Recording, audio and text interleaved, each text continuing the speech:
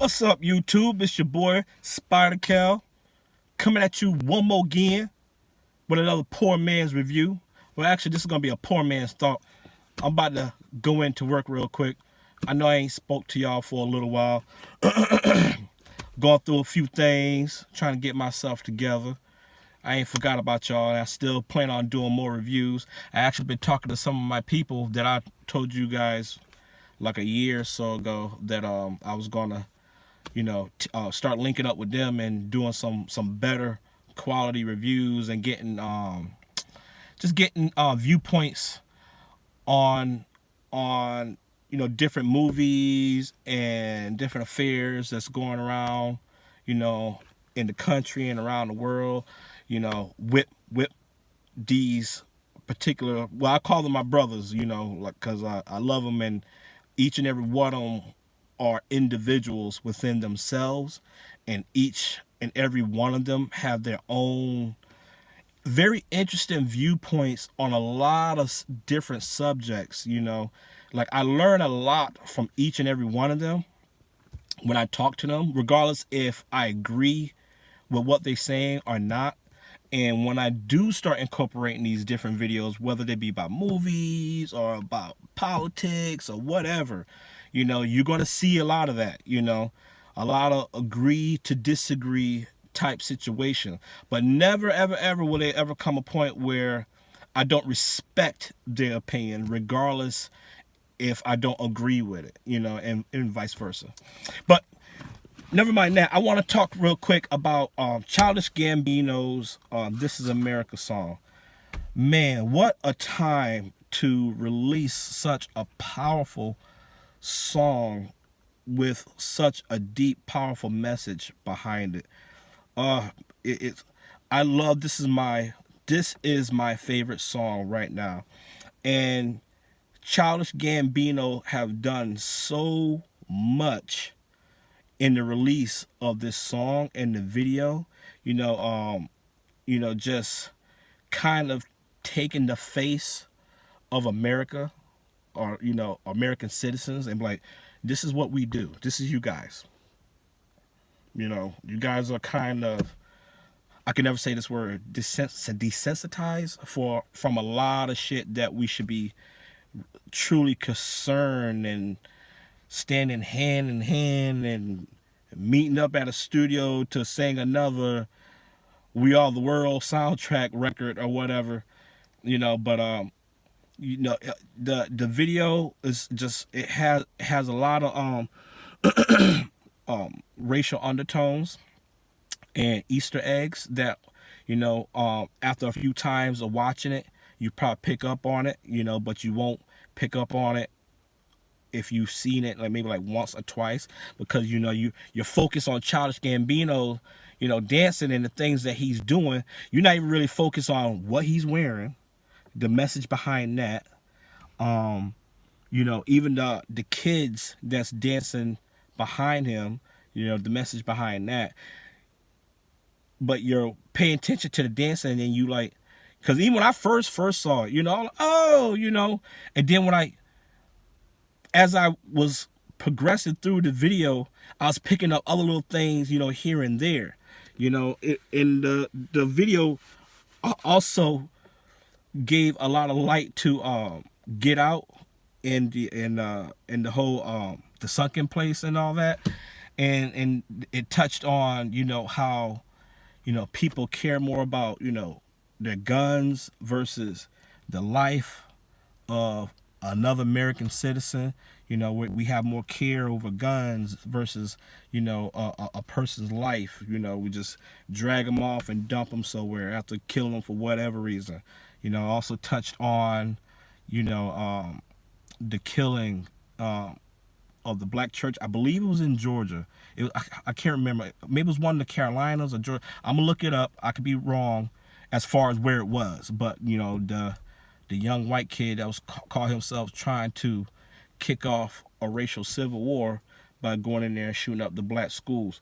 It was a lot of powerful message behind it. And here's my message behind those, in my opinion, and I'm just gonna say it, racist, entitled, I'm not going to call anybody out their names just yet, but, just them racist, entitled white folks, or even, people of color, regardless who they may be, that just want to side with, white people, and, what's clear to see what they do every single day and how they stereotype and they keep hate alive and they talking trash about, Childish Gambino's song and the message behind it. And one of the things they keep saying is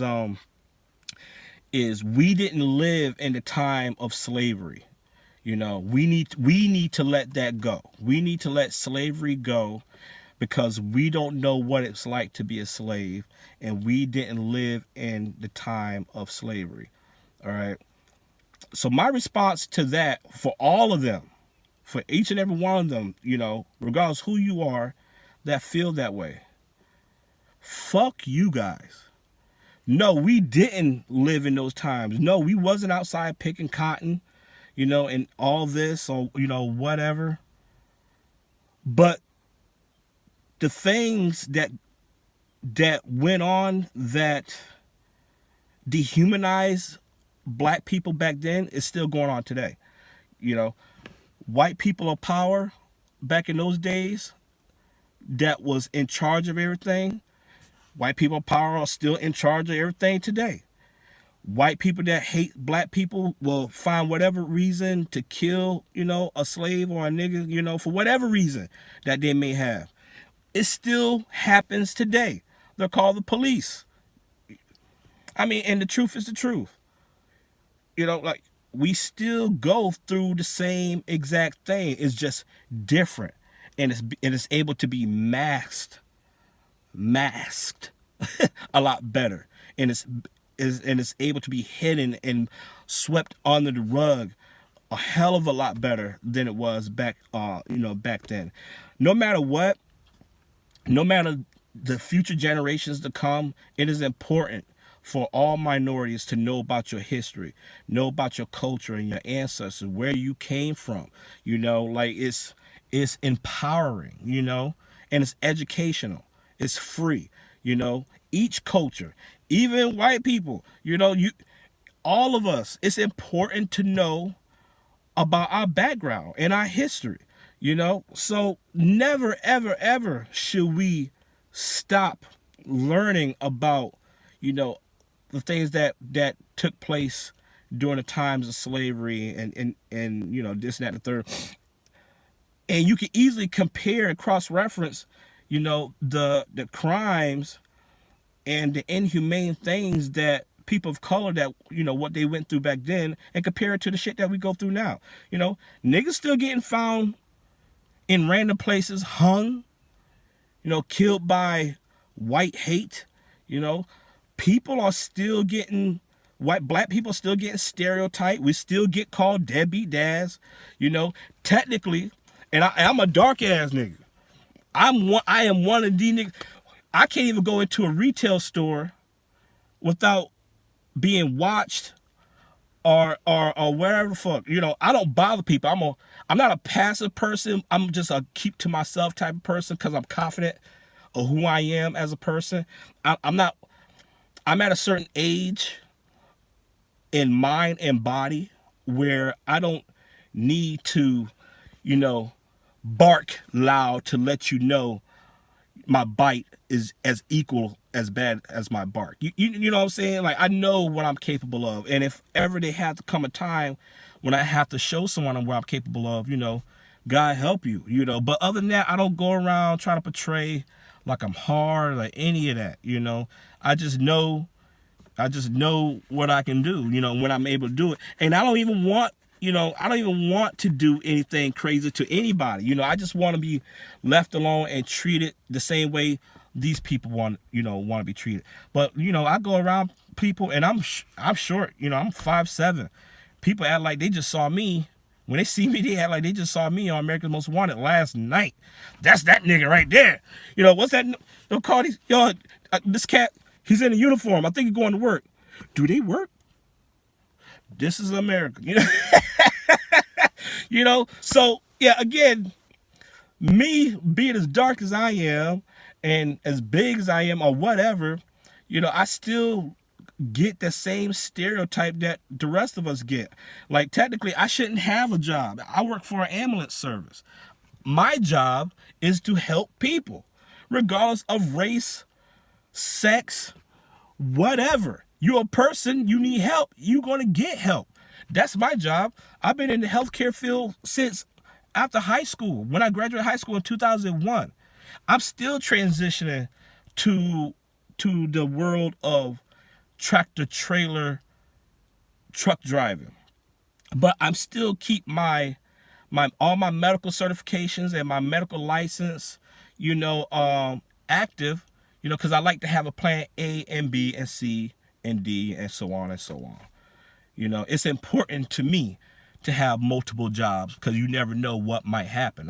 In my experience, a lot of crazy shit has happened in my life where I would have one job and I end up losing that job for whatever reason.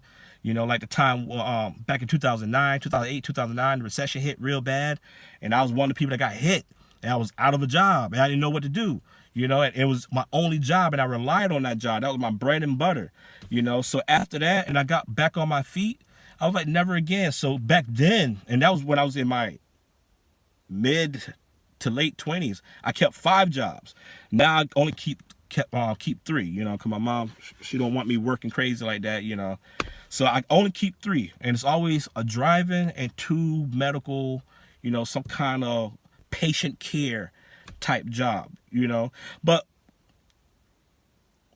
the stereotype when it comes to black men or black people in general, I should be out in the streets right now selling drugs or something. I don't do this. We don't do this. We don't care about working. We go out. We all deadbeat dads. And I'm not even a father. I don't have my own child. I help my girlfriend take care of her child. I'm like a surrogate dad to her baby, which is fine because I love her baby. I would like my own child, but even still, we're all supposed to be deadbeat fathers. We don't want to work. We don't work. We don't want to work. We don't pay our taxes. We always stealing and stuff like that. And here I am, a person that be at your house, probably at a hardcore racist bigot's house, dying, and if they live, I'll be one of the reasons why you survived. And I met a lot of racist people, throughout my patient care career. A lot of them that had a general opinion, stereotypical opinion of me simply because of the color of my skin. And at first, they would treat me as such because of the way they was raised, and their upbringing around the time when they was young. Just to find out through patience on my part and a little bit of trying to understand them, because when you're in patient care, especially like if you work in a nursing home or a hospital and a person is, for whatever reason, they're not mobile, and their health is just deteriorating. They might be on hospice, and they have a lot of things weighing on their heart that they need to get out. And 9 times out of 10, their family's not there. Like a lot of families, not all, but a lot of families would dump family members at a nursing home or a hospital and forget about them. And you won't see them again. As a patient care provider, you won't see these people again until you give them a call, but your loved ones, just passed away. And they'll come and, and get their affairs in order for the funeral and stuff, which I feel like it's disgusting within itself. But when I speak to these people, it's amazing how the whole mindset and the stereotype that they held on to for years, 60, 70 plus, whatever, years. And it's like, wow, like I was in my way the whole time. Like, you mean to tell me the way my parents raised me, everything that I've learned was is a lie. Like, it has to be a lie, because look at you. Look what you're doing for me. You know, I've turned a lot of them, you know, that way. You know, and it's really, and it's a really powerful and emotional thing when you see it happen, you know. But yeah, to my message to those that, you know, want to still keep that you know, how you say that blanket over our eyes or whatever, you know, you just want to keep black people from the truth. You don't want us, I don't feel like dwell on it. I don't feel like black people are dwelling on it. I think the black community is just doing their due diligence to make sure that each generation continues to stay educated and woke, so they don't grow up to be fools and taken advantage of. You know, because the white community, they're gonna do their due diligence. They're gonna educate their children. You know, so they don't have a right to tell us to let something go. You guys let it go. When you want to know when we'll let it go is when you guys start treating us the way we're supposed to be treated. You know, we got 10 fingers and 10 toes just like you guys do. If I cut a white person and then cut myself, I guarantee you the blood's still gonna come out red. I got one heart, you got one heart, 2 eyes, 2 nostrils, a mouth, 2 ears. We're the same. You know, we're the same. You know, it's just, it's so unbelievable how that man as a whole, the majority of us, we're so ignorant and so stupid that we'll find anything, and so destructive, that we'll find something as ridiculous, like the difference of skin color, as a reason to hate someone else. And honestly, all it is just jealousy. Excuse me. Because, for example, and I'm going to be all the way real with you. I was at the gym yesterday morning, and I saw this white dude at the gym. You know, I'm assuming he was white. He had to be like mixed with something else, I think, you know. But in the forefront, like, he looked like he was white. But he got to be mixed with something, because he had these crazy bugged out looking eyes, yo. You know? And I was jealous of that shit. I was hating on that motherfucker. You know, like, God bless that man. God bless that man. Big ups to whatever cruising through his blood, whatever nationality he is. If he is fully white, like, the eyes, that he wasn't like, you know, the typical green eye or blue eye or whatever. He had some weird hazel type, I don't know, autumn, some crazy color. You know, it was crazy. I'm like, oh shit. You know, I'm looking at, oh, you know, oh shit. You know, oh shit. You know, like, damn. Like, I'm hating on this fool because, you know, I'm like some different bugged out looking color eyes like that. You know what I'm saying? Like, that was really interesting. Like, damn, why can't I have color eyes like that? You know, I'm hating on him, but not hating on him. You know, I don't hate him for it, but, you know, I hate him for it. You know, I want some color eyes like that. You know, just little things, and all that is just like, you know, a tad bit of jealousy. You know, we're jealous of things that we don't have, and we're not appreciative of things that we do have, because we don't even know it. But the things that we discredit every day, we don't even know people around us is looking at us jealous and envious. You know, if you're a man and like myself, and I'm always at the gym, and I got this image of what I want to look like, you know, and I'm always trying to work hard, you know, to accomplish this. And I'm doing good, you know, I'm making a lot of progress, you know, but just to come to find out that there's there's fellas around me that see this, and they ask me for tips, and, you know, they say, wow, Kevin, you look good. I went to a restaurant the other day, and I had a dude say you know, he wished he looked like me. I have 0% body fat. And I just laughed and chuckled, you know, like, you know, I don't have I wish I was 0% body fat, but no, I got a long way to go. But thank you so much.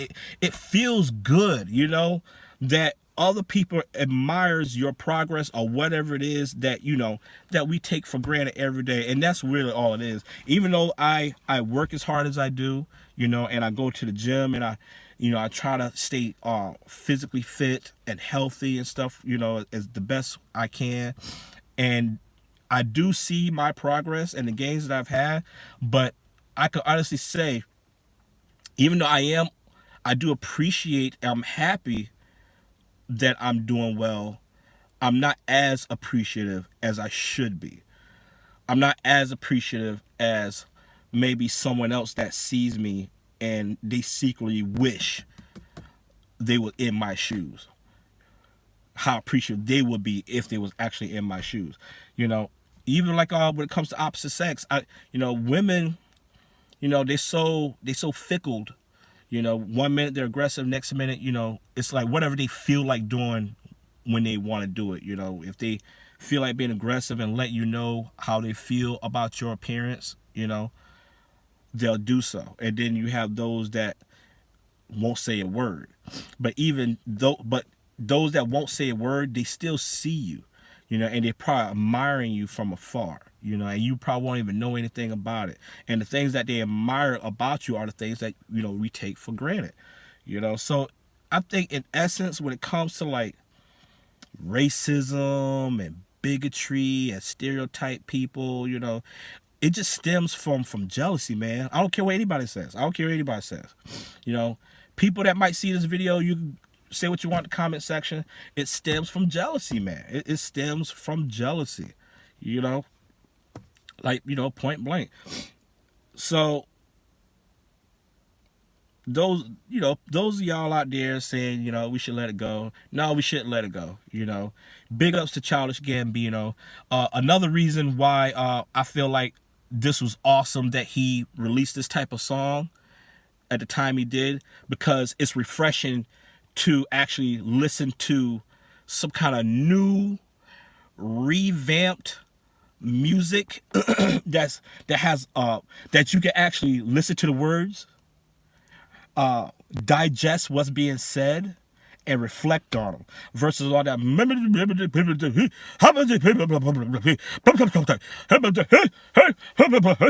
I'm so sick of that dumb shit. I'm so sick of that shit, and you're calling it music. Kanye West is already in the sunken place. Donald Trump and all of them already got Kanye West. Childish Gambino is what Kanye should have been. He's like the Kanye 2.0 squared. I just hope that Childish don't end up doing dumb shit like Kanye and blowing up people's spots during awards and just showing his ass and being childish. Right now, Childish Gambino is my hero. He is my hero musically. As far as like his art is concerned, like he is my current hero. Kanye West, he's dead to me. That poopy this scoop, doobie doo doobie doo doobie doo doo. Slavery was a choice. So I'm done with everything Kanye. So big ups to Childish Gambino. It's so refreshing to hear music the way it's supposed to be heard. Hip hop with a little bit of R&B and soul, the way it's supposed to be heard. Ain't nobody saying to redo music that we grew up on again. Nobody said doing like a Biggie One More Chance again. We already had a Biggie. We want to see someone that resembles the essence of Biggie's music, or Tupac's music, or Redman and Wu-Tang's music, Soul Child's music. All these people, that made music great, you take that essence and that spirit and you put it in something new, and you make people think in a different way. You come at them sideways because they expected you to come at them face to face. That's how you do it. And I just big ups to Childish Gambino for that. I really appreciate him for that. I love the song. I love the message behind the song. And that's pretty much it, man. That's all I want to say. I'm about to go into work, see if I can save me some lives today. I'm gonna holler at y'all later. Please, y'all feel free to leave a comment in the comment section, and I'll see you guys on the next review. All right, peace.